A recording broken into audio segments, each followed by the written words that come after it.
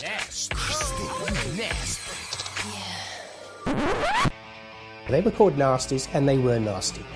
Some of the things that we've seen are so horrific. These films not only affect young people, but I believe they affect adults as well. An extravaganza of gory violence capable of depraving and corrupting those who watched it. I have never seen a video nasty. I wouldn't. I actually don't need to see what I know is in that film.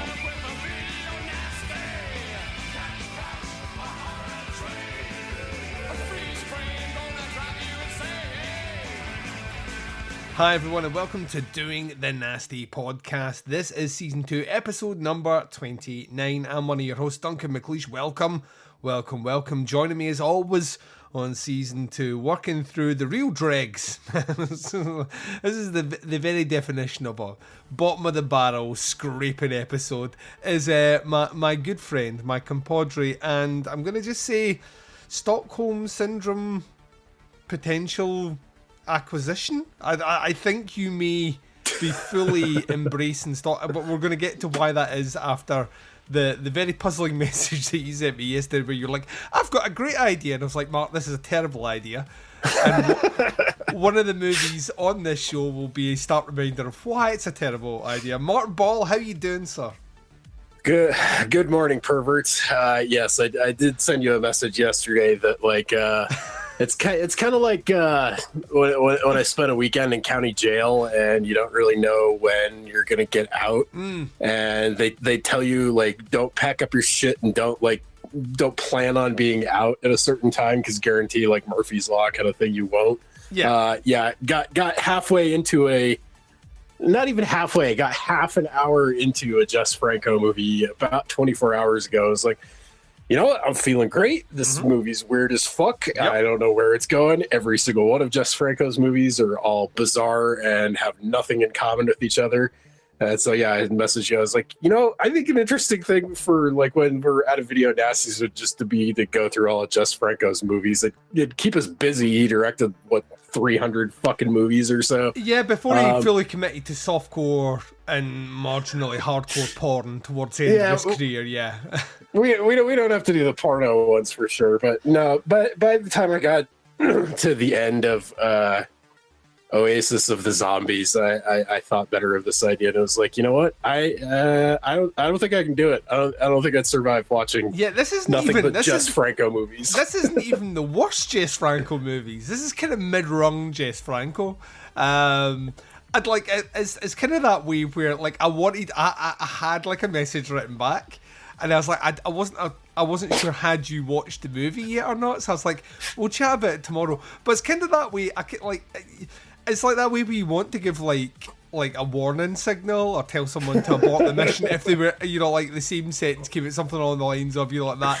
That Roman Polanski seems like a really stand-up dude. I've watched that movie, Rosemary's Baby. Seems like a really great director. I think that I'm going to model myself after him, and the person in the background is going, no, don't fucking do it. The movie we're going to be discussing tonight, Oasis of the Zombies, is painfully boring. It's like a dull movie, and if you will believe the rumor that circles on the old cinephile pages online, this is he checked out Jesús Franco. He did not give a fuck about this movie at all, and it kind of shows.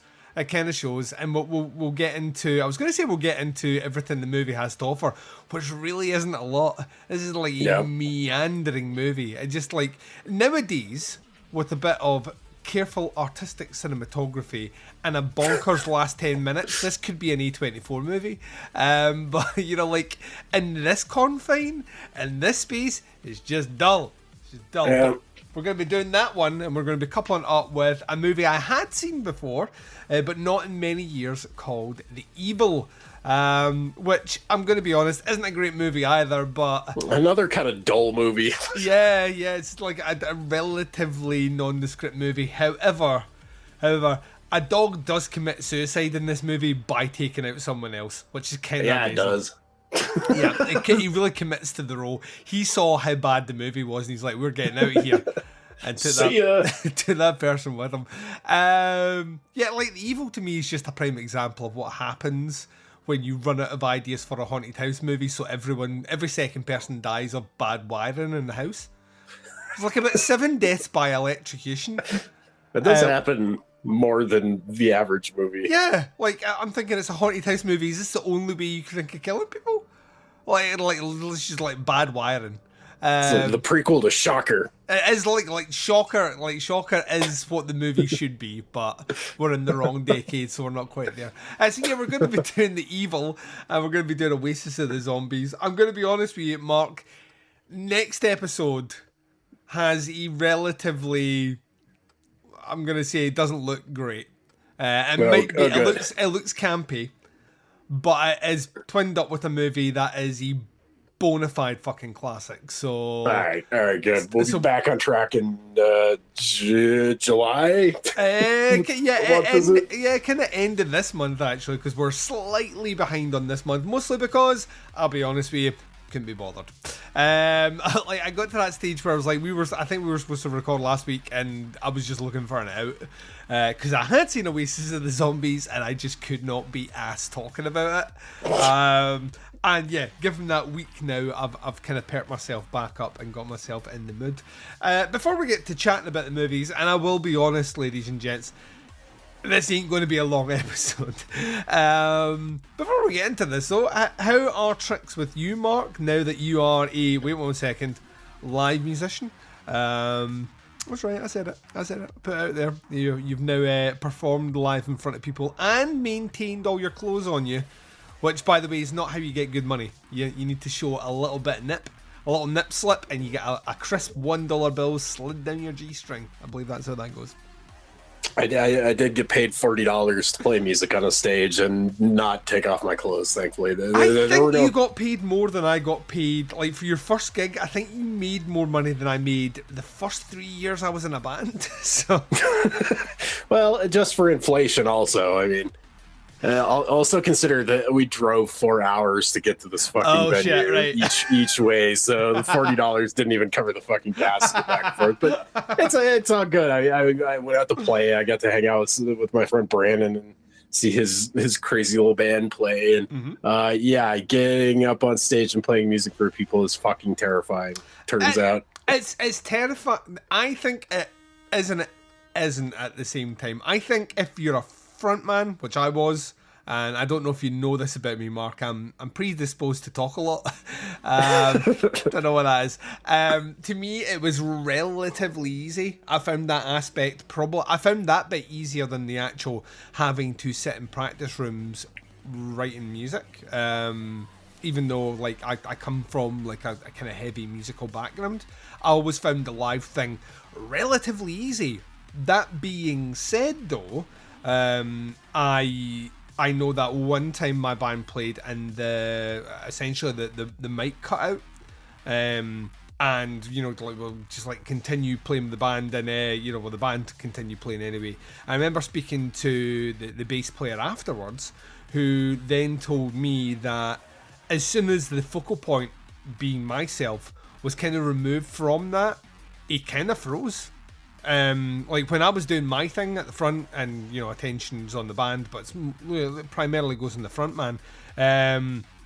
Like he could do whatever he wanted. He didn't feel like there was eyes on him.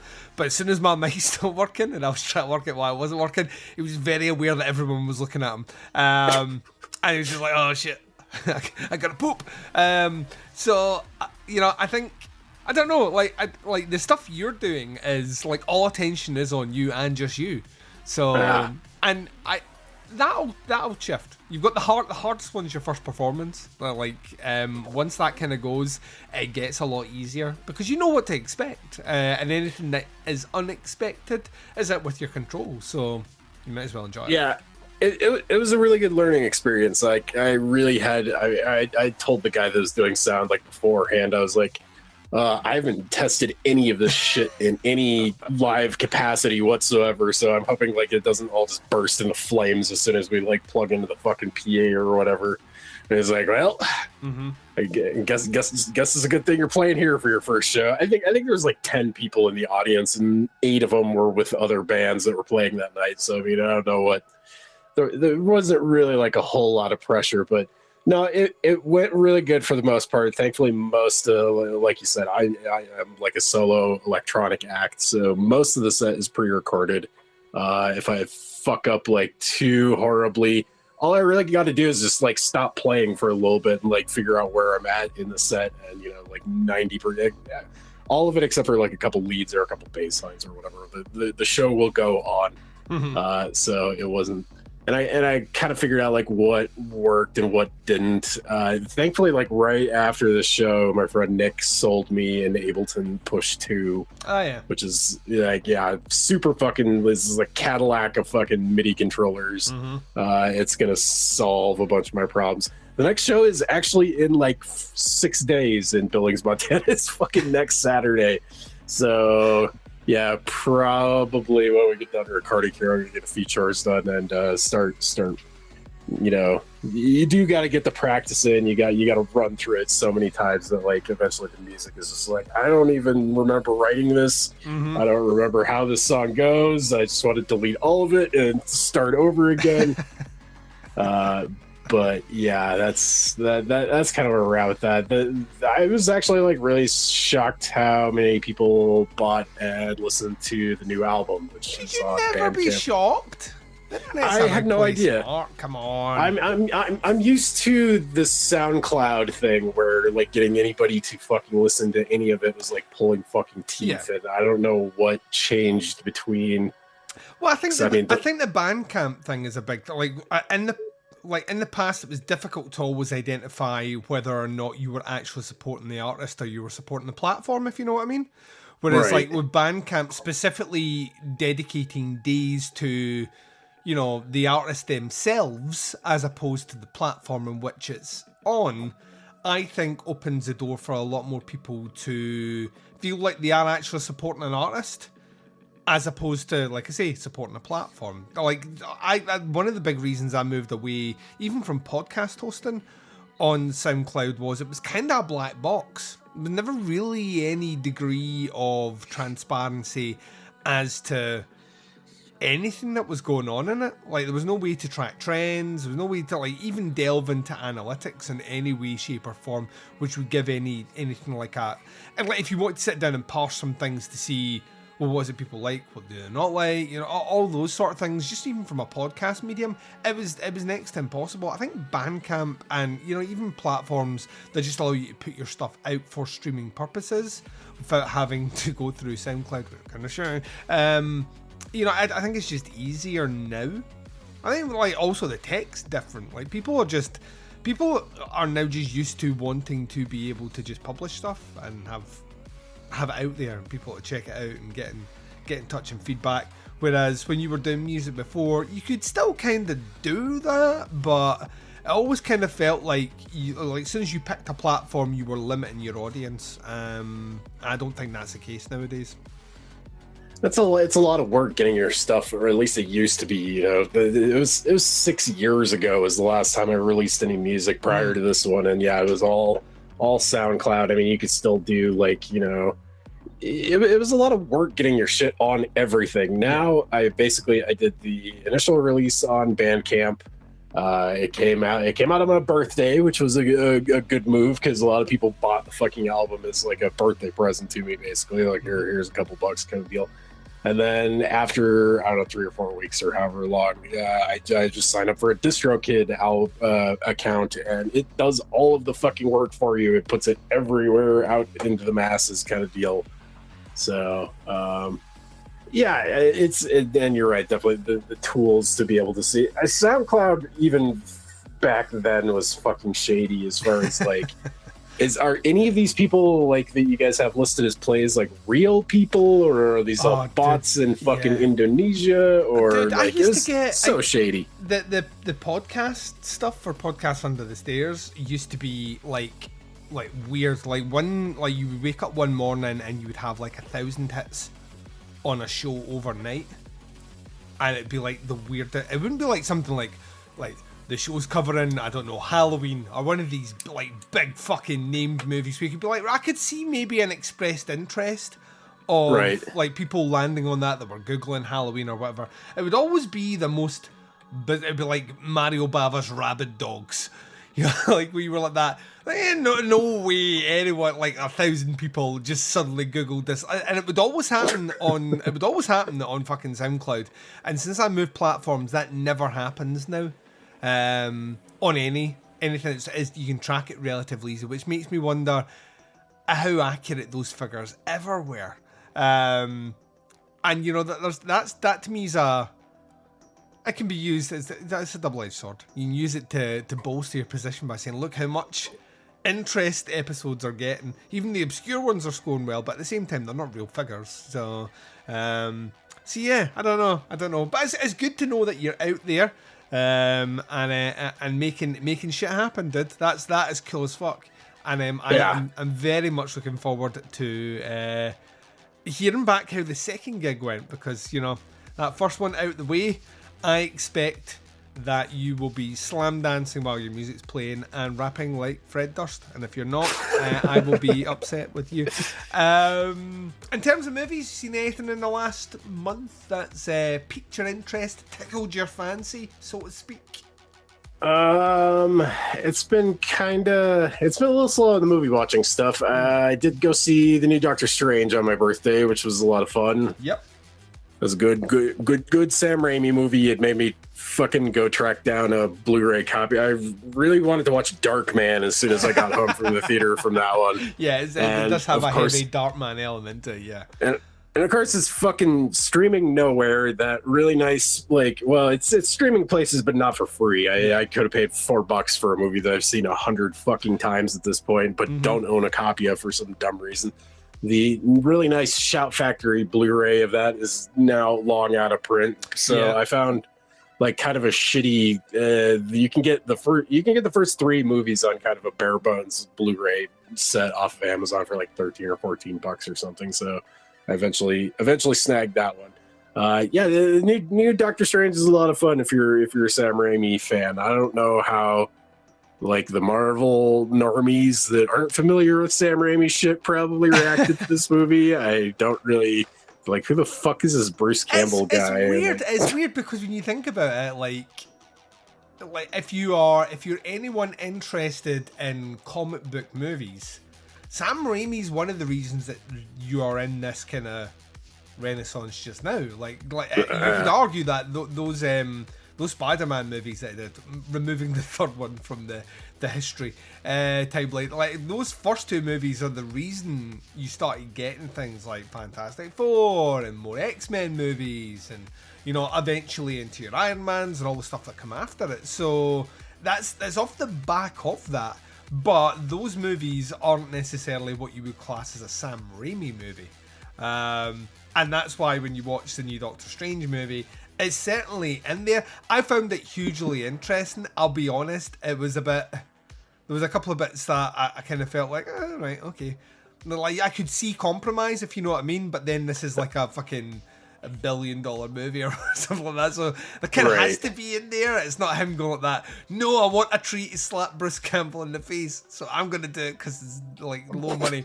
You know what I mean? It does have those kind of, that you could feel the compromise. The interesting thing about that is he went on and did what a lot of people are saying is probably the most horror laden, you know, Marvel movie to date anyway. And the previous director, the guy who left the project, which was Scott Derrickson, left that because he said that, you know, he wasn't getting to do as much of the horror stuff that he wanted to do, and he went off and did that upcoming Black Phone movie, which is a movie he jumped right into doing right off that. So it's kind of interesting because I'm like that, like, what did Derrickson want to do? He probably wanted to get super fucking weird with it. Marvel got kind of cold feet. There was some last minute fuckery too with like all this stuff with Wanda and the fact that WandaVision, the show, was supposed to come out I think after this movie. So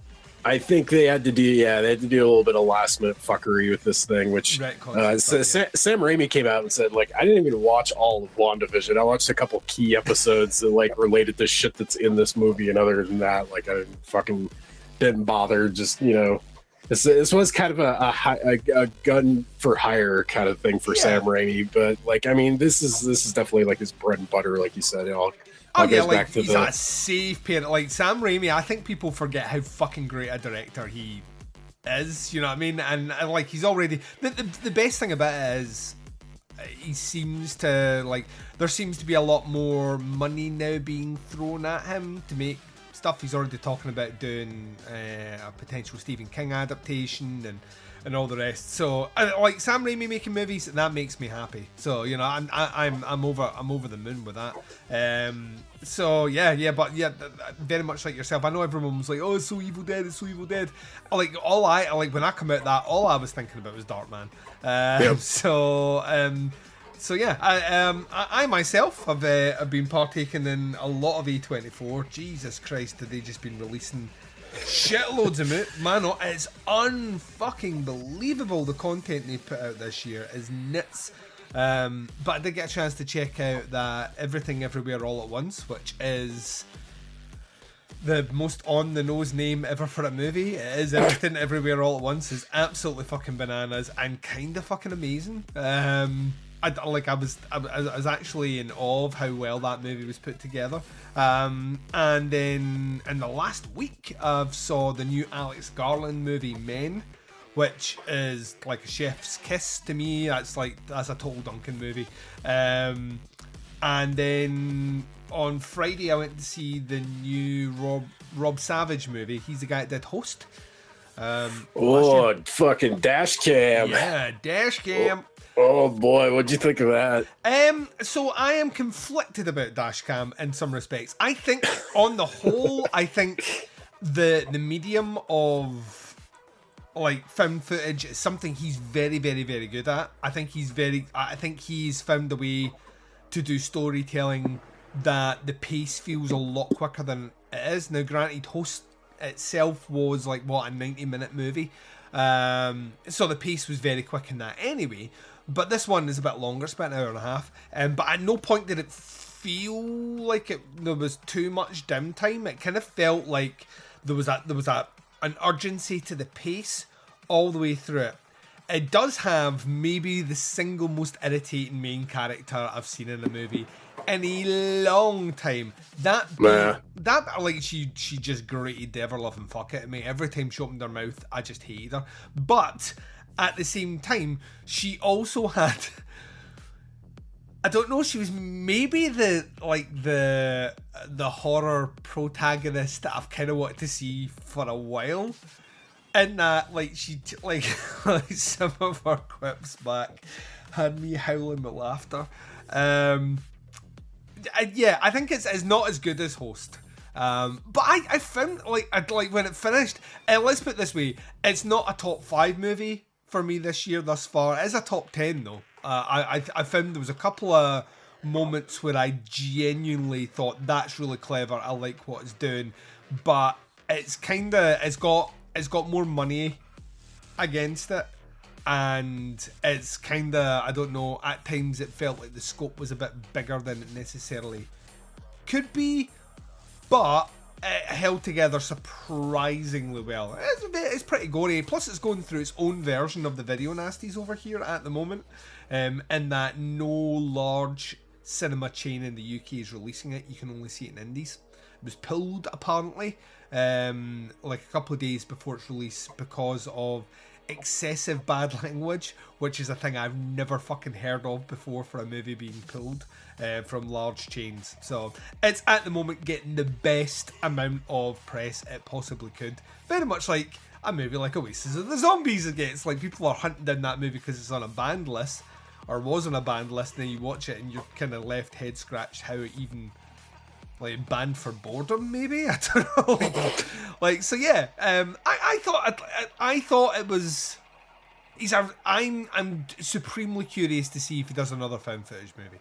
That's two with him, and I think he's pushed it about as far as he can. He's clearly good at the medium, but I don't think it's as flawless a movie as Host. Host is like a surprisingly well stitched together movie, which cost fuck all. This one has budget, and as a result, I think it gets a bit bigger than it necessarily should be. But and yeah, I trust the American to be the most annoying character in that movie. She really is annoying, dude, honestly. But yeah, I take it you've seen it, yeah?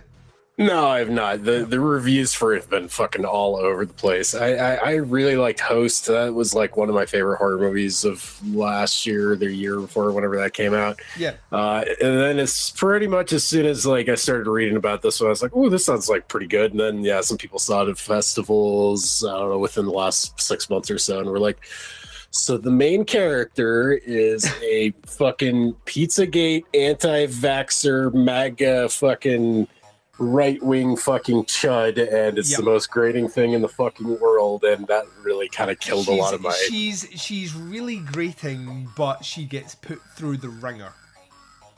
Which sometimes, yeah, sometimes it goes back to the Bruce Campbell thing, the really obnoxious fucking character that kind of gets their comeuppance, and we kind of take pleasure in seeing that. Yeah, like, had she been more straight-laced and more sensible, the events in the movie wouldn't have happened. So you kind of need her to be the way she is in order for things. She is very, very, very funny. Like, let me put it that way. There are whole sections in that movie where I wanted to strangle her, and then there were whole sections in the movie where I was like, that's exactly what I would do if I was in your position, which I don't often get when I watch a horror movie. I'm usually like, that is the dumbest decision on the history. You know, like, there were certain things she did where I was like, alright, cool.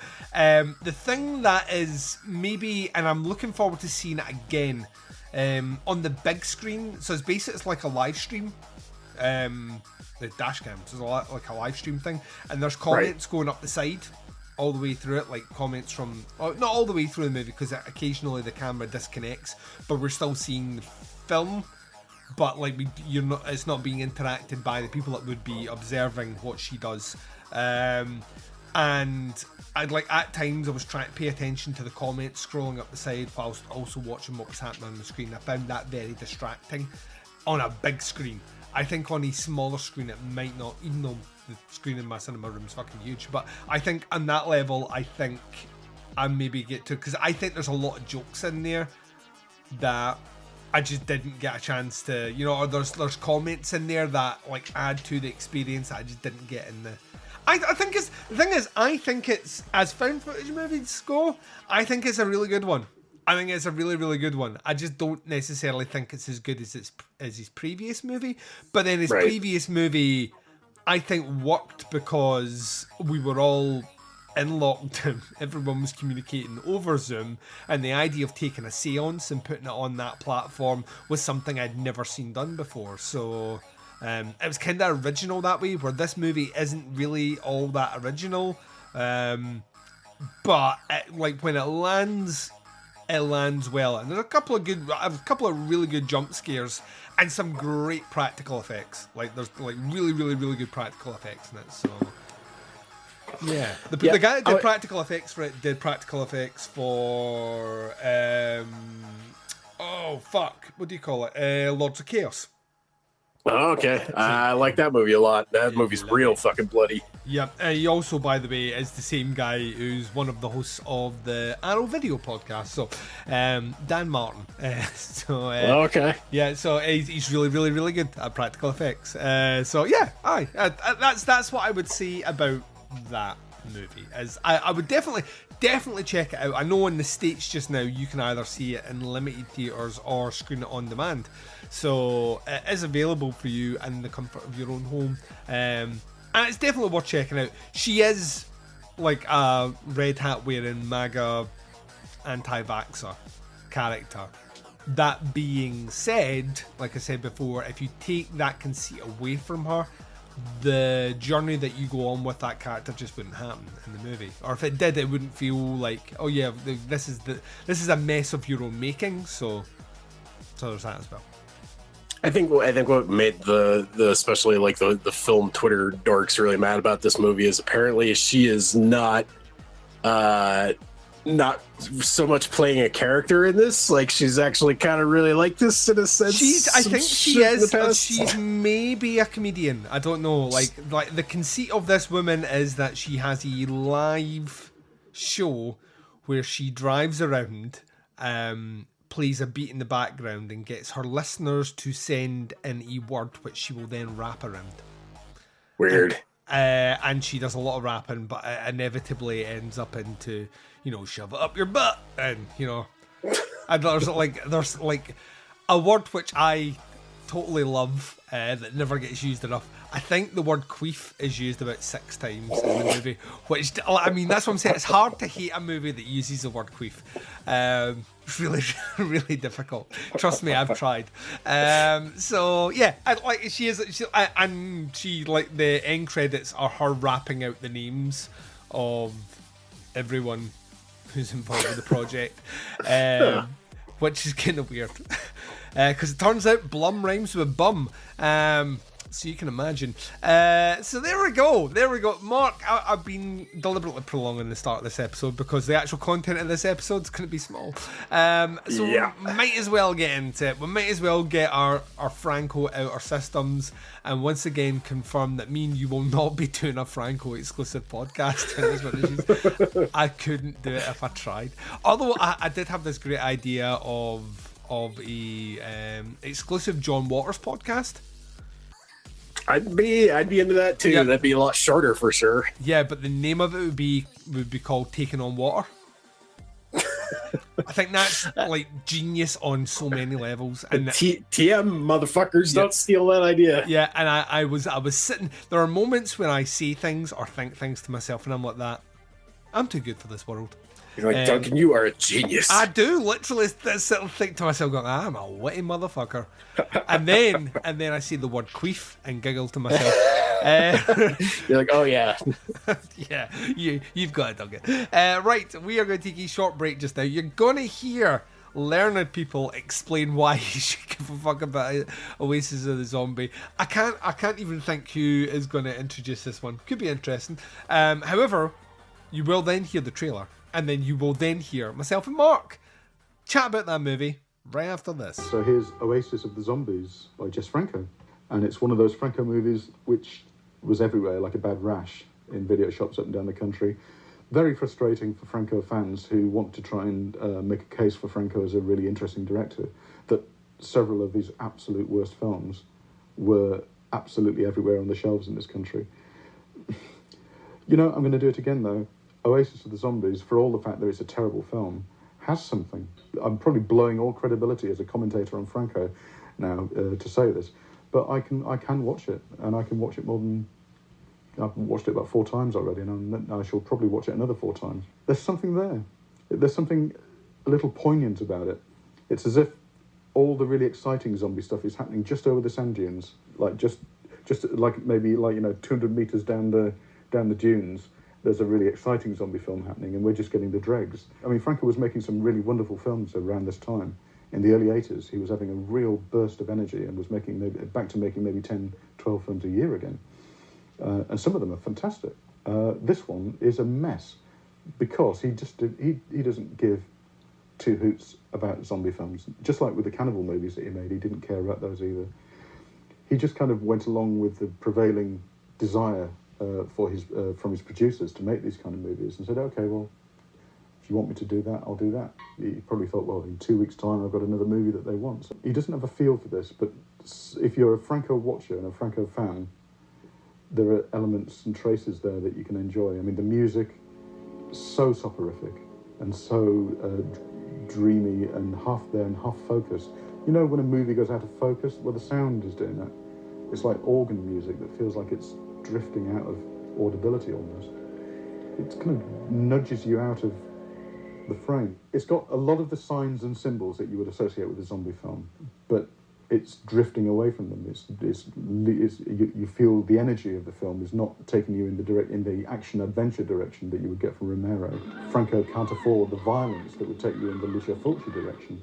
All he's left with is ambience and a sort of a desolate, sandy, vague, diffused ambience, which if you can tap into that and if you're willing to spend 70 or 80 minutes just soaking that up, fine. Not everyone's going to be happy with that. That's not enough for a lot of people. But if you can get off on that, then Oasis of the Zombies does have some pleasurable aspects to it. It's an interesting one as well because it was shot in 2 different versions. This one is, I think, the less interesting of the 2. The version that we know as Oasis of the Zombies was actually the French cut of the film. About a year or maybe 18 months later, Franco went back to the same locations and shot extra footage with Spanish actors, a couple of Spanish actors, including Lina Romay, his partner, in order to resell the film for the Spanish market. And the Spanish version has a different score and slightly different scenes. The score for the Spanish version is more avant-garde, more bizarre and extreme, and that kind of puts you up in your seat a little bit, whereas the music for the French version is, as I say, quite soporific and too dreamy for its own good, really. There aren't very many people out there that would tax themselves by watching the 2 of them back to back. I've done it. I've written about it. No one else need ever do it. The Spanish version has a different title. It's called La Tumba de los Muertos Vivientes, which is Tomb of the Living Dead. The French version actually was called L'Abîme des Morts Vivants, which is The Abyss of the Living Dead. It's only the English language version that's called Oasis, but the English language version is basically the French version retitled. As far as its reason for attracting the attention of the police or the courts, it's purely to do with the zombie thing. This time really we can say for certain, I'm sure, that there's nothing that could really justify putting this film on a list of video nasties in terms of content. It's purely going to be that some police officer has had the word zombie branded into his imagination, and as soon as he saw it on a video shelf, he just plucked the title down and probably didn't even look at the front.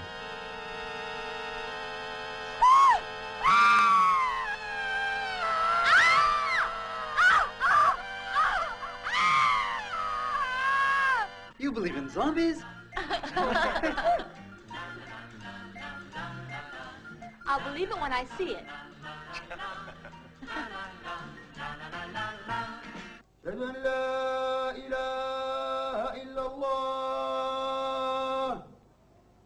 أشهد أن لا إله إلا الله. The living, the dead. Oh, Baba. God's sake, where's the Oasis? God's sake, where's the Oasis?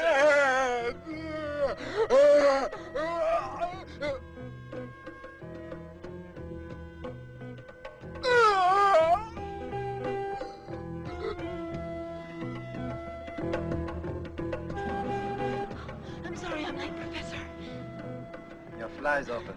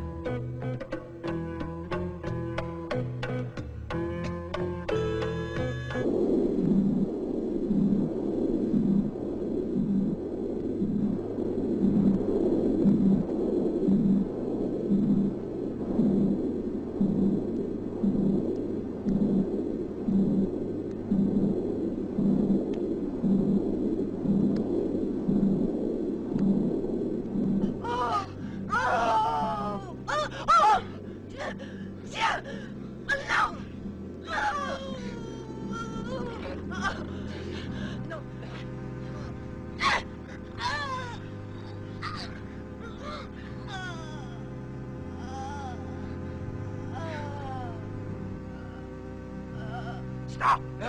Stop or shoot!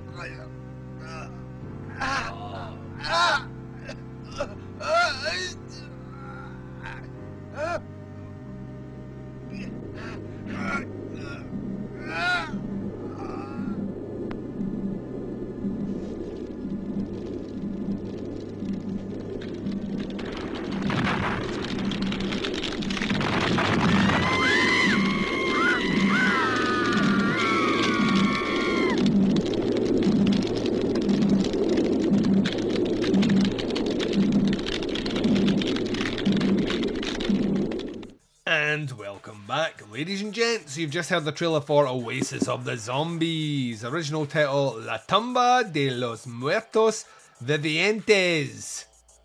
That's right. I don't know. It's directed by a little guy called Jesús Franco, Big Jesús Franco, who also did the screenplay adapted from Ramon Little's story. It stars a lot of foreign folk: Manuel Gelin, Eduardo Ferrero, France Lomi, I don't know, I sounded like I was clearing my throat, but I wasn't. Jeff Montgomery, Lena Romey, Miriam Lanson, Antonio Mayans, Javier Miaz, and a lot of other folk. Synopsis for this one, though, is listed on the IMDb is, and this is makes it sound a lot more interesting than it is, an expedition searching for treasure supposedly buried by the German army in the African desert during World War II comes up against an army of Nazi zombies guarding the fortune. I'll kick us off with this one, Mark. I don't know. I was kind of getting I was interested to see this one. You mentioned earlier on that it is, with Franco, his movies all have a quality about them. Regardless whether they're good or not, there's always a quality about them that you never really know what you're going to get. And the guy could direct. Like, that's the thing. There are Franco movies that, even if the story is boring and the acting is laughable with the dialogue, the cinematography or the set design or something is kind of like, this is kind of fucking awesome. This movie, though, like I mentioned in the upfront, is kind of infamous in its lore with cinephiles as being a movie that Franco himself just really could not give a fuck about, wasn't really interested in directing, and as a result, that's how it kind of feels. This movie to me is like lethargic. Isn't even really the way I would describe. This is maybe the most like non-plus zombie movie I think I've seen in a while, where like, yeah, there's zombies in it, and yeah, there's a story kinda in the background, but we are just going to painstakingly drag this out for the excruciating runtime of, wait 1 second, only an hour and 20 minutes. This movie felt like about 4 times the length, and part of that is the kind of plodding pace. Part of it is the fact that the story itself is far more exciting than the actual movie. Kind of felt like I'd been missold a plot here. And the score, which is this really cool kind of synthy sort of score, has no pace behind it. It has none of that mania that you get with like a Goblin score. There's no you're like, yes, this is all just like boom. It's got one speed. Yeah, and that's sadly, I think that's in part what slows down the movie. Like, the movie doesn't have the quickest pace already, and then you have this score that plays through a huge portion of this movie, and it's kind of got one speed, and that speed's kind of slow, and as a result, it just really, it's almost like art imitating, life, as opposed to life imitating art, in that, like the kind of slow, laborious pace of the zombie is basically the slow, laborious pace of viewing this movie. And like the design of the zombies, not that good, to be honest, but especially by 82 standards. Like 82, like Fulci's already swinging and doing his thing. Even if you take Romero out of the equation, Fulci's doing his thing. I like the googly-eyed zombie.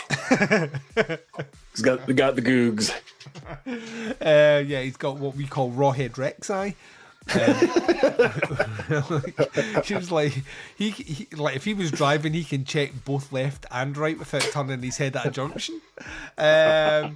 So yeah, I don't know, like, it's nowhere near as violent as it probably should be. Like, for like a story dealing with like an undead Nazi army, I kind of feel like, remember when we watched Zombie Lake? Yeah, which I never This makes Zombie Lake look good by comparison, which is a sentence and I never thought I'd fucking say. But you think about the trivia of that movie was that Jess Franco didn't want to do that movie because it wasn't interesting enough for him. So Jean Rollin had to direct it. And then I look at this and I'm like, it kind of sounds like you just made up an excuse not to do that movie, Jess Franco, because this is worse. This is more boring. The Nazi zombies are like the least threatening thing I've ever fucking seen. It takes far too long for that kind of plot device to start really working its way through. Plus, this is like it's supposed to be a swashbuckling adventure to find buried treasure, and at no point could I be bothered about them finding buried treasure. I was within like 15 minutes of this movie, I'd kind of checked out, and it's not long, which is is its saving grace. But by God, does this feel longer than an hour and 22 minutes, which is its runtime listed here. Plus, there's nothing in it. Like, this is the thing that really, really, really confused me watching this movie. Like, I was trying to even picture my head as a censor at the time. This is now, like, it's certification in the UK, and for the last 2 decades, its certification in the UK has been a 15. You know what I mean? Right. So it's not extreme, gory, graphic in any way, shape, or form to merit it being on a banned list. It's just it's like head scratching and puzzling that this even out with the fact that it has Nazi iconography potentially on the front cover, or it has Jess Franco, a guy who has a few movies already on the list. So if you were a censor, you were looking at it for his name, you maybe seized this one, but no one watched this movie and then put it forward to be banned because there's nothing in it to merit that. It's just like a painfully slow, boring movie. And like I say, I reserve my judgment on you for wanting to, because like I say, this is not like there are worse movies that Franco's put his name to. This is, I would say, just above average in the Franco filmography, which hopefully quelled your desires to spend an inordinate amount of time going back through his catalogue. No, it definitely did.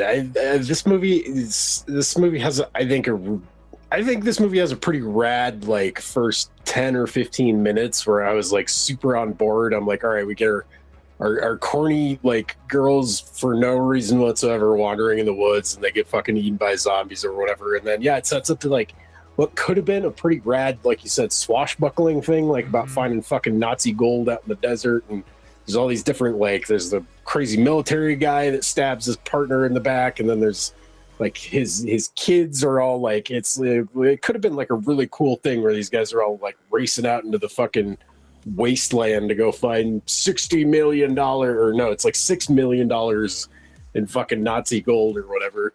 And then I don't know what the fuck happens, but like somewhere around like 20 or 30 minutes into this movie, it all becomes this atrocious day for night shooting. And I couldn't, at least on the version, I watched this on Tubi. Jesús Franco's name is actually not in the fucking credits on this version. He's credited as like AM Right or something. But this movie definitely like oozes fucking Jesús Franco's. Like, I thought a lot about how we've talked about, this is like the third or fourth movie it's popped up on here, I think. And I thought a lot about what you said about how he would like just cut as many fucking corners as humanly possible so that there'd be a little bit of the budget left over to shoot the next thing. That's going on all over this thing. And I find it kind of fascinating, like just like what is the absolute fucking fastest and cheapest way to crank out a fucking movie like this, which the zombie subgenre is fucking full of movies like this. Or yeah, it's like, that's, I think a lot of filmmakers get into stuff like, get into making movies based on stuff like, we talked a little bit about on the Night of the Living Dead episode, like how bare bones that is, and how that's the polar opposite of the spectrum. That's how you do stuff on a shoestring budget really well. This movie, Jesús Franco clearly didn't give a fuck about doing any of this well. Like it's all done badly, and it's fascinating to see, but like I said, about halfway into this, the day for night shooting, I'm just like, I can't see a fucking thing that is going on the screen. And I'm watching it on a big, 65-inch fucking 4K TV. It's streaming good. Like, I'm sure, Tubi probably didn't go to great lengths to find, a pristine copy of this fucking movie. But, like, that's a big problem when I can't see anything that's happening on the fucking screen for over half of this movie. I'm just like, well, I guess, stuff happens. I can hear zombies, like, eating people, but I can't fucking see any of it, so... doesn't really matter. And then it just ends. Like, I don't even know how this movie fucking ends. I have no idea. This super lost me, like, at about the halfway mark, which is kind of a shame. This could have been really good. And the Zombie Lake is fucking far superior to this. And I don't know, like, how much that has to do with, Jean Rollin was like actually cared about, being able to see what's going on the fucking screen, unlike, sometimes Jesús Franco, not so much. This is like the fourth movie. Didn't we do like a nun movie? What's the one with the nuns that popped up on the list? Like, yeah, we did. Let me pull the list up, because this is movie number 4 that we've covered on here. This is like there's Zombie Lake, there's the Frankenstein one, and then there was a nun movie. You're right. The Demons, I think it's called. That's it. Yes. The Demons. Yeah. The Demons is like, oh man, if you put like that and Oasis of the Zombies like next to each other, I don't even know if you could tell if they were directed by like the same fucking people or had anything to do with each other, because it's such polar opposites. And I kind of have a new appreciation for his weirdo fucking Frankenstein movie too. That was like his wanting to be Andy Warhol, doing a lot of fucking acid with European actors kind of deal. And this I don't know what the fuck happened. A lot of the war footage in this seems like it was recycled from a different movie, or maybe like they slightly edited this movie and released it under a different title. I'm sure there's some kind of. That was probably in the back of Franco's head a lot too, doing these. Is like, maybe we could recut this if it totally bombs and put it out as a different movie, and nobody would ever know, because the stock footage looks just as shitty as everything that I shot. It all looks terrible. But I would agree as far as the content that got this banned. This is super fucking tame. There's hardly any boobs. Mm-hmm. There is not a lot of violence that I can recall, at least that you can see worth a shit. So, I'm going to go with either they knew this was a Jesús Franco movie and they already hated him because they had to sit through a bunch of his other movies, or it had a swastika or something on the cover. I think there's because the Franco. That's the other thing about trying to do a Franco only podcast. Franco made a ton of movies under different names, as a way to secure finances, and also because he had deals with studios. So he would sign up for a 5-picture deal with a particular studio, and then he would get offered a movie during that with a different studio. He's like, I don't want to be in breach of contract, so I'll just change my name to Jesús Franco. And I'll be fine. But he's got tons of movies under loads of different names, and he's the guy who's famed for, he would get a pot of money to make a movie, and the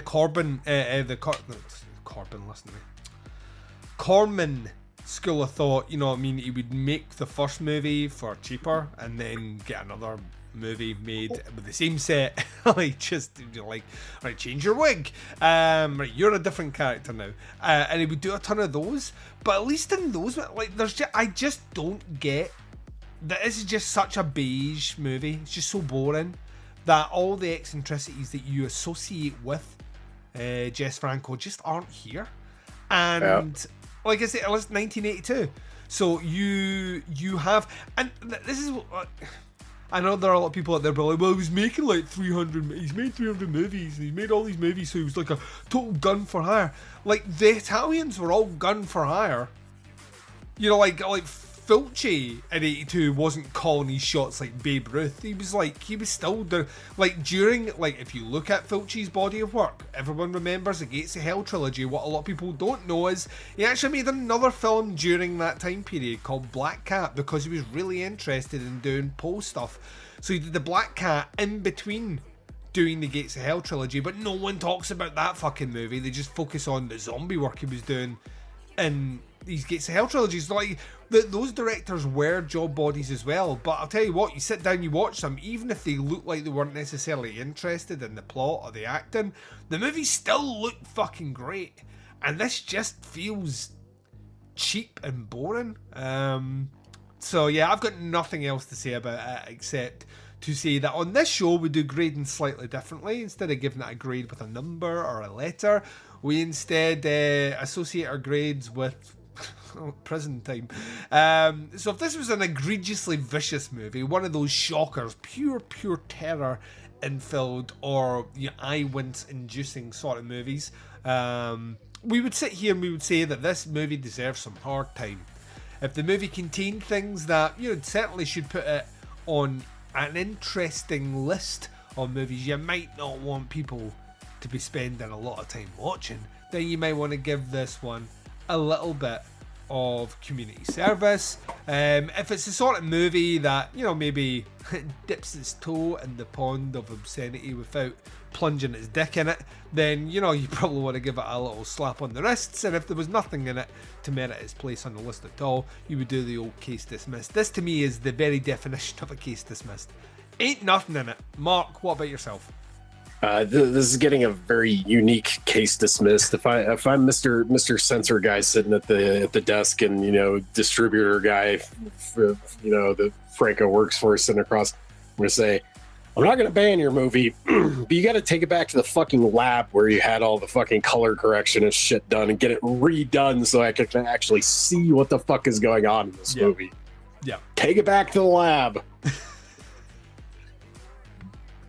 Right, ladies and gents, that's our first review of this episode. We're now going off to another movie which doesn't have a huge amount to talk about it, except bad wiring. That's my key to the whole description of this movie coming up is get your wiring looked at, and that is not a sexual innuendo. That means spend some time getting an electrician in and make sure that your house is wired correctly. We're going to be discussing The Evil from 1978. Before we get to that, you will hear people talking. I can't imagine it's not someone like a Stephen Thrower. It kind of feels like this is the sort of movie he's going to be discussing. Or maybe a Kim Newman. You never fucking tell. Anyway, before I get this sidetracked, you're going to hear them talk about this movie. You're then going to hear the trailer for The Evil when we return. Myself and Mark Ball discussing this movie right after this. Gus Trikonis' 1978 The Evil is a wham bam thank you ma'am haunted house movie, which is a kind of precursor to the popular films like The Amityville Horror and The Changeling from the late 70s and early 80s. It stars Richard Crenna as a psychiatrist and his wife, Joanna Pettit, who buy a massive sprawling haunted mansion. Obviously, they don't know it's haunted at the time. And they take a mixture of his students and also some of his old psychiatry patients to do it up. And of course, it sounds like it's going to be a slasher movie if you get all these people into a haunted house. But what actually turns into is they get basically trapped there overnight. They can't get out and they get attacked. It's almost, again, a precursor to the films like Fulci's The Beyond, where you have a gateway over hell. The film starts off in quite a kind of, it's quite scary to start off, but it gets sillier and sillier and sillier until it reaches the apex of silliness, which is when you find out that you've actually got a gateway to hell and the devil is in the basement, and the devil is no one else but Victor Bernio, who is a fat devil in a white suit, which is a very strange payoff for any kind of movie. But I kind of guess this is the 1970s, and this is what you got when you had took too many drugs and made horror movies. And the director, of course, also did Swinging Barmaids with Diane Thorne, who, of course, notoriously was Ilsa in the Ilsa films, and also Moonshine County Express with Claudia Jennings as well. Nobody ever suspected what ancient terror slept beneath the Vargas house. Stories get started about any old house that's been vacant for a while. What kind of stories? Oh, just stories. Just old wives' tales. Look out! Terror that turns laughter into screams. And loving pets into killers. For the house belongs to the evil. Disturb not he who is here held in chains. This house.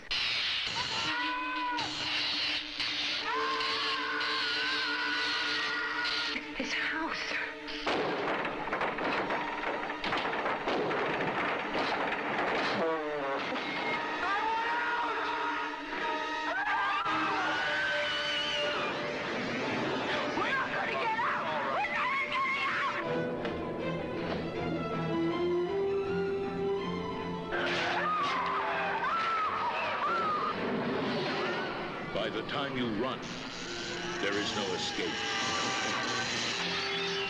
When you think you're free, you might be dead. By the time you learn the truth, You can't do this! it may be too late.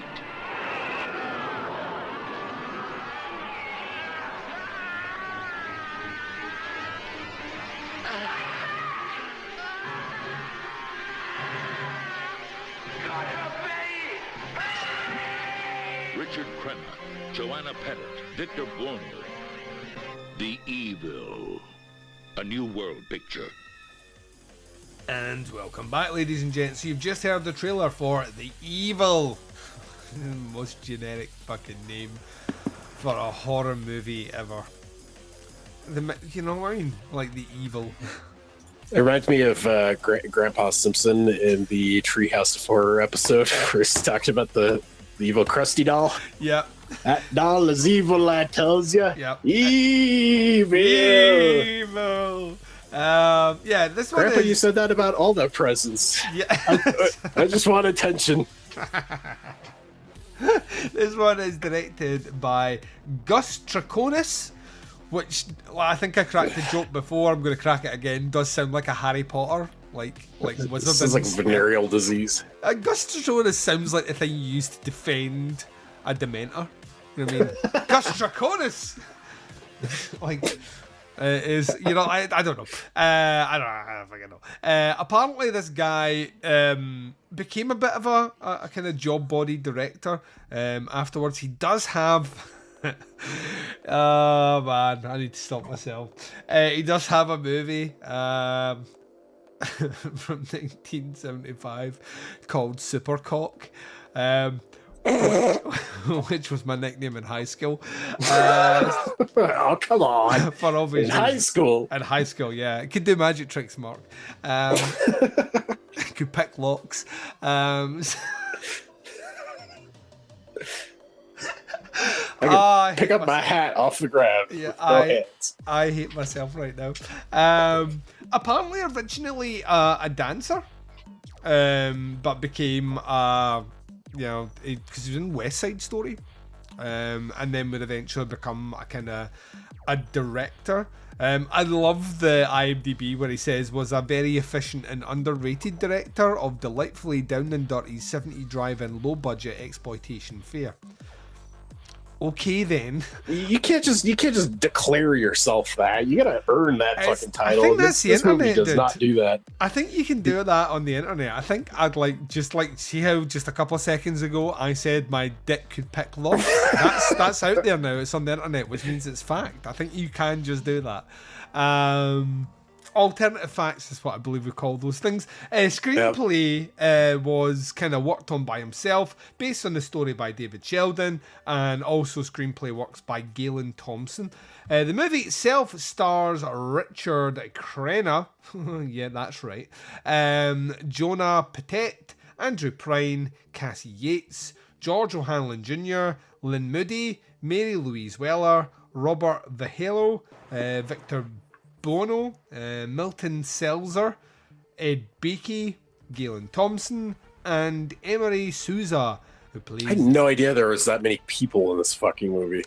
I think a lot... Well, yeah. I watched this a week ago, so my memory's a little hazy, but I'm like, holy shit, was there that many fucking characters in this thing? There's a few, yeah. There's a few.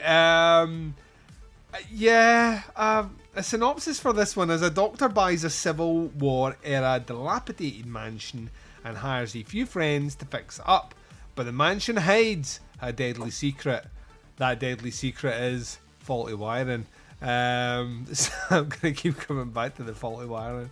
Yeah, this is a haunted house movie, which doesn't surprise me by like 78. I mean, what, we're 1-2 years removed from Amityville. Yep. This is super duper an Amityville knockoff, kind of. Yeah, it kind of is. You know what I mean? The house is 2 seconds away from saying, get out. The problem with this movie is it's kind of fucking cheesy, right? It's kind of cheesy, but kind of fucking boring. And and it ticks off about every single cliche that was already a cliche by 1978. So, like, it's acted a little bit too over the top. Like, everyone thinks they're in a total serious movie when they really aren't. There's a lot of Star Wars shaky cam.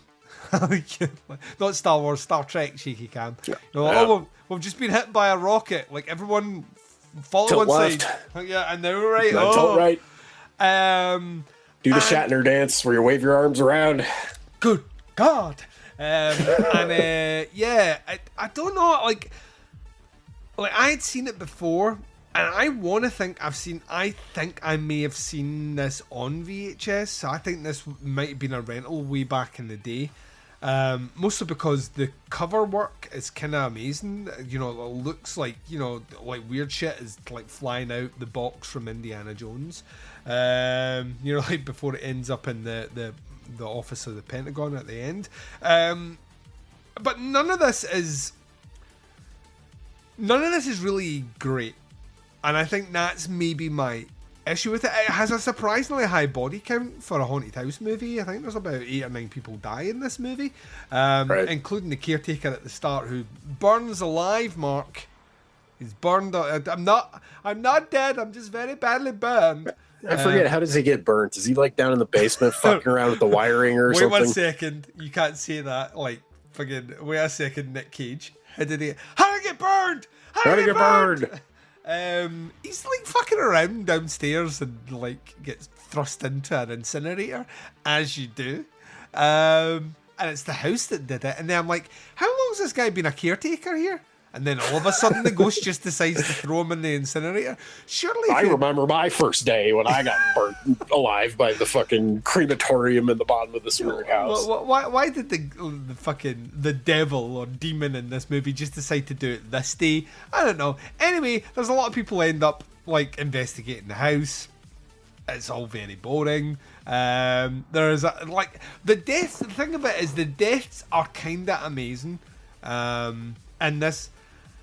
And that they're so over the top. And a dog at one point just loses his shit. Once again, Amityville. A dog loses his shit, runs along, and like just takes out a woman, just like fucking cross bodies this woman off the top of a balcony, plummeting them both to their death, which did make me laugh because the dog in Amityville hangs itself. Rather than be in that movie as well, so that's kind of funny. Sorry, I'm really struggling to find like a huge amount of enthusiasm for this movie, because it did, and like I say, it's just like very much a paint by numbers sort of movie. Not a, like, the thing about it is it's not totally unentertaining, because all the stuff that people are getting, like, there's a scene where a guy with a very kind of almost Tom Selleck moustache gets attacked by some wires from the ceiling, and I started laughing more than I should have, because it reminded me of that Austin Powers death where the guy's in the long corridor going ah, and then the camera zooms out and you see that the steamroller that's going to knock him over is like about 100 meters away, and it's going to take a time to get to him. Well, this guy that scene lasts for about 2 minutes of him shouting at these cables that are falling from the ceiling nowhere near him, and then slowly work their way around him to slowly electrocute him. And that did make me laugh quite a bit. And then there's just a lot of other people. And then it has a batshit ending that just like feels like a reshoot. Like someone was like, no, we need to do it. Like the end of this movie like has the devil who appears in a white suit. And that's just looks kind of like Colonel Sanders. Really does look like Colonel Sanders, and that's because the actor's name is Victor Buono, who I believe this is like one of these kind of infamous cameo things. This guy, very campy. I believe he was gay, but he's very, very campy. He was in a lot of TV villain roles, and that's maybe how he's kind of more commonly known, if you know what I mean. Like even his like snap on the Even his snap on the IMDb is him dressed like a pharaoh, which kind of, I just get the feeling that's how he dressed. Like at home on his off days. He's just got his okay, but he did a lot. He played a lot of villains in TV things like Perry Mason and that sort of thing. Like I think that's maybe where. Like when I saw him, I just kind of, it felt very TV movie reveal, and he's like, "Aha, I'm the devil," and you're like, "All right, you are okay, awesome," right?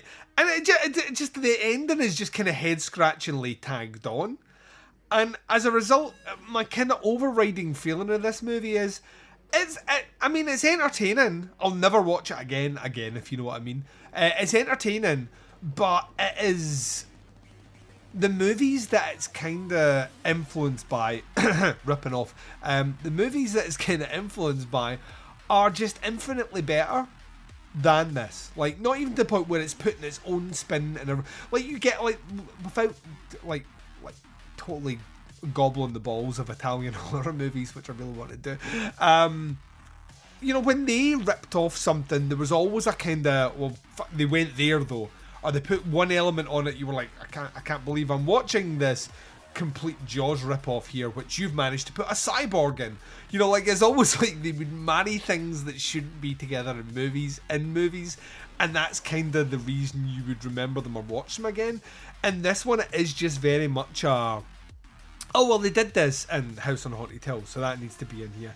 Oh, they did this in Amityville, so that needs to be in here. So it is very much a kind of box ticking exercise with kind of TV era acting and not great cinematography. And as a result, you get to the end of it, and it's a movie you've seen. It's one you can tick off the list, but not one you're rushing back to check out. How did you get on with this one? Like I said, I watched this last weekend. I think I must have been in a really good mood when I watched this because I was very forgiving on my Letterboxd review, and I think I said this was this is a perfectly adequate haunted house movie. This doesn't really this doesn't really sway either way, really good or really bad. This is very middle of the road. Yeah. I don't think you're wrong on that. I don't think you're right. I think that's the right approach. I think this is a very, as 70s haunted house movies go, I think this is middle of the road. Don't think it's bad. I think this is a middle of the road movie. I think so. You're probably more on the nose than you think you are. It'd be good lazy Sunday, I don't know what else to watch, so I'm just gonna throw this on kind of thing. It's a perfect hangover movie because you drift in and out of your kind of hangover stupor and not really need to remember anything about what's happening on the screen. You don't have to wait long to see someone get electrocuted. Yeah, or there's a couple burns in this movie that are pretty cool. I liked when they are trying to, the dude gets a circular saw and is trying to cut through the fucking door and just absentmindedly just runs it right over his fucking hand and cuts off most of his fucking hand. Mm-hmm. That kind of took me by surprise. There's a couple. They did this on fire outside bits. The building, and a kind of the dude that's kind of hung outside the building and on fire because he, for some reason, tried to climb up an electric cable. After everyone else has died of electricity in this movie, he thought that was a good idea. That's a real actor. That's not a dummy. That's a real stuntman on fire, holding on to a rope for 10 seconds before he drops to let himself down. And those effects are really fucking good because they're real. That's a real stuntman doing that. So it's a type of burn that I can't really think of happening. We've seen it a zillion fucking times, and probably a good chunk of them are played by the same stunt guys. I can't think of another movie where a dude's hanging out out of a second story fucking window from a rope. And... You use it. That's what I'm saying. You use a dummy. And that sort of thing. So that in itself, like I say, the deaths are fun. They're fun deaths in this movie. It's just all the stuff in between where they're trying to crack the mystery. And I'm like, this is not a Scooby-Doo episode. Yeah, it brings the pacing to kind of a halt. None of these characters are really all that memorable either. That's why, like, yeah, when you were reading off the cast, I was like, I don't fucking remember there being this many. I remember the chick who discovers the book and like the ghost story. You know, it reminded me of The Fog a lot too, kind of, you know, discovering Blake's fucking curse and all that. The rest of the characters in this are pretty disposable. I don't remember anything that really stands out about any of them. They're just kind of people that happen to be in this movie for some fucking reason. But that's kind of where I sit with this one. This is very middle of the road. This didn't offend me. Good Sunday lazy hangover kind of movie. Adequate haunted house movie. I usually don't really like. We've seen this shit. I'm going to say something kind of controversial. I think the original Amityville is a boring fucking movie. It's not. I don't think that's necessary. I think me and you are maybe. We're pretty much on point. I remember doing it for the summer series and like some of the. Not to throw shade, some of the older podcasters that were on that series were all like, yeah, it's an iconic piece of cinema. Like, it's kind of slow. Kind of takes a bit of time to get somewhere. It doesn't have Ryan Reynolds' rippling abs in the remake, which, by God, would I eat some sushi off those bad boys, if you know what I mean. This is very true. Amityville can be both. It can be iconic and also aged horribly by today's standards, because I've tried to Amityville. It's the sort of movie that when the priest goes into that room and it goes, "Get out," and I'm like, that right, fine, switch off. I'm speaking to the priest and not me as the viewer. Okay, I'll switch it back on then. It's that sort of movie. I'm not like the problem with haunted house movies in general is I think very much like the Exorcist thing, there are maybe one or two exceptional examples of how to do it, and everything else is either ripping that off or trying to reinvent the wheel, and neither way really works. Yep, exactly. Yeah. So that's the evil. It's streaming on Shudder right now. It's a really nice print that's out there. Like I said, if you got nothing else to watch. I think it's a Scream Factory print. Scream Factory put it out, so it's not difficult to get your hands on. It's just, I would say watch it, but I think it's a one and done. You know what I mean? I can't. I'd be very surprised if I heard anyone do like here are my top 5 haunted house movies. At number 3, The Evil. I'd be kind of like, like, I don't think I should be listening to you. Let's talk about grades for this one then. Where are you coming in with this one? Because once again, there's some deaths in this, but nothing's gratuitous here either. I'm really tempted to case dismiss this one. Mm-hmm. There's really this is pretty tame. I feel like you could show this to like a fucking 10, 11, 12-year-old somewhere around in there and they'd be fine with this. There's nothing super late. And what's funny is usually the animal violence is what really gets me in a lot of these movies. I barely remember the fucking dog dying in this movie. That's how not offensive I'm fairly sure the dog, this is another detail, I want to go back and check this. I'm fairly sure the dog, when it's doing the snarly growler thing and it runs, I'm sure that when the dog hits the woman, the Wilhelm scream plays. I'm almost sure they gave the dog the Wilhelm scream, which does make me smile quite a bit. This is a total case dismissed to me. Like there's no overt violence or anything, and because it's all, and I've said this before, because I'm one of these guys that when it's perpetrated by supernatural purposes, that instantly removes it from the realm of realism for me. So I can't imagine anyone went away from this saying, I must kill my family in the same manner as the ghost. I just can't see that. So this is a total case dismissed from this guy as well. Ladies and gents, there you go. Told you we'd fly through this. We've got 2 movies, 2 NIMS coming up. One of them should be interesting. The other one, be prepared to hear Mark jizz on a podcast. Right, we're going to do that, though, right after this.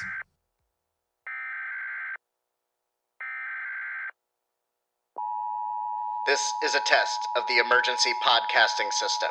Listen to the Psychosemantic Podcast. politics, movies, and political movies. Find us on Facebook, iTunes, Stitcher, legionpodcasts.com, the Psychosemantic Podcast. And welcome back. So you've been listening to Doing the Nasty podcast. This has been season 2, episode 29, covering the evil and Oasis of the zombies. In 4 weeks time, in or around that 3-4 weeks time, myself and Mark Ball will be sitting down doing another 2 movies. The first one, we'll be turning the clock back to 1972. That's right. And we will be covering a movie that sounds like it should be, I don't know, it should star Bruce Lee, but it doesn't. And also accurately describes a one-night stand that I once had. The movie is called Enter the Devil. Okay. It's directed by Frank Q. Dobbs. His surname is Dobbs. His middle name is Q, apparently. Who looks like he did not a lot of directing. A couple of movies here, all of which, in fact, he even did like stuff up to the 2000s, interestingly enough. But it kind of all looks not great. Anyway, let's give you some details on this one. It's somewhere in southwest Texas, yeehaw, I did the yeehaw in there, where a Christian cult is said to have resided in the past. A deputy sheriff investigates a number of suspicious deaths. I mean, that's all we need to know, really. Oh, it's 72 and already calling out the Christian cults in Texas, no less. Maybe this movie is ahead of its time a little bit. Let's see. It holds a surprisingly strong 5 out of 10 on the IMDb. And yeah, it doesn't have, and its runtime's an hour and 15 minutes. You have me in. Oh, I'm so happy right now. Hour and 15 minutes. It is a PG though, which makes me wonder why it was on the list. We'll find out, I guess. We will be twinning that with a movie from 1979 by a first-time director who some people would say at his cocky, very, very young age delivered the goods. We will be doing a movie which personified the phrase, boy. We'll be doing Phantasm. Oh, hell yeah. Oh, hell yeah. I haven't seen Phantasm in a while. I'm definitely due for a rewatch. Fuck yes. Yes, Phantasm is our second movie. Once again, a movie that makes me wonder what was going on with censorship in the UK. Like why you would want to censor, ban anything related to Phantasm just makes me upset with you as a human being. Yeah, so we're going to be doing Enter the Devil and Phantasm in a couple of weeks' time. Until then, though, Mark, you're a busy guy. You're doing things. You're out there gigging, living the rock star life, doing all that cool shit. Where can people check out your works, your wares, your stuffs on socials, your album? Where can they check it out? So the album, if you want to download for it, it's only $2 or name your own price. It's on Bandcamp. The album is called Jinxed. If you just search me by artist, it's Fancy Mark. It's on there. A lot of you. Thank you to everybody that's checked it out already. I really, really appreciate it. That's been a big motivator to keep doing it. It is also on streaming music or on streaming platforms. It's for sure on Spotify, and I'm pretty sure on Apple Music as well. Streams and follows and all that crap are always appreciated over there. Depending on how soon this album comes out, if you happen to be in the area of Billings, Montana, about June 11th, which is next Saturday, I'm pretty sure, come see me play at Kirk's. It's going to be a completely different show. I wouldn't say completely. I reworked the set a little bit so that it should run a little bit smoother, but will be a slightly different show than the Rapid City one. So yeah, come on, check me out. Follow me on all that stuff. I plan on writing some more music before the end of the year. I've got some ideas for a couple singles and maybe like another album to try and get out before Halloweenish. But yeah, that's been that's been the majority of what my creative time has been going to. This new job has just been absolutely whipping my ass, and I work like 60-hour weeks right now. So definitely come support my music. I would love to, keep doing that kind of stuff. And, I don't expect to get rich off of it or be able to, quit my job and just play music or whatever anytime soon. But it is always nice, when somebody kicks you a couple bucks for your artistic endeavors. And I spent a lot of fucking time on that album. So hopefully it shows, and people seem to like it quite a bit so far. Other than that, I haven't been on any podcasts in a while. We're gearing up for the summer series. It's gonna start recording here pretty soon. Yeah. It's my favorite time of the year. And it seems slightly easier than usual. Let me put it this way: I have way less shit to rewatch for this summer series than I usually do. And, I don't know if your job is necessarily going to be easier. On paper, yes, this should be a lot easier. I get a feeling that some of it will be, and some of it is going to be a twisted nut. Like a testicle that's twisted the way it shouldn't. That's the pain it's going to feel like, and we'll get to it. But yeah, you are right. It's imminent. Where the first episode doesn't drop and towards the end of July. But whilst that seems a long way away, the recording will be starting up in the next couple of weeks. And that is always the bit that I enjoy getting to, but until the last show in the series is actually out, I will be stressing about it, because that's what I do. So yeah, Mark will be on 2 of those episodes, and I'm very much looking forward to the shenanigans that come with that. Yeah, it'd be good. Yes. All right, ladies and gents, I am going to take my leave of you, with Mark leaving as well, because I'm not just going to leave him hanging around going, Duncan, hello. We will be back in a couple of weeks' time, though, for Enter the Devil and Phantasm on the 30th episode of this season 2 of Doing the Nasty. Until then, wherever you are, have a good one, and we'll speak to you real fucking soon.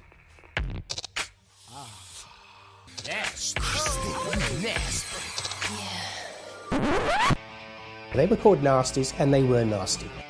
Some of the things that we've seen are so horrific. These films not only affect young people, but I believe they affect adults as well. An extravaganza of gory violence capable of depraving and corrupting those who watched it. I have never seen a video nasty. I wouldn't. I actually don't need to see what I know is in that film.